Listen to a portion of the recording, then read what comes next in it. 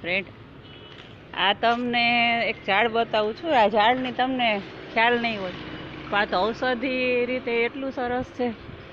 પેટમાં ઘણાઈને તકલીફ હોય તો આ બિલાના શરબતનું અને બિલાના મુરબ્બાનું ડૉક્ટરે કહે છે આયુર્વેદમાં.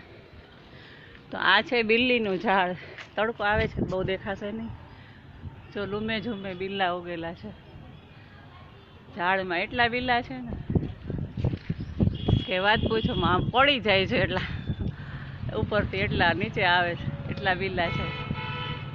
મસ્ત. જો આમ આંબામાં જેમ કેરી લટકતી હોય ને એટલા બિલ્લા આવેલા છે ઝાડમાં અત્યારે.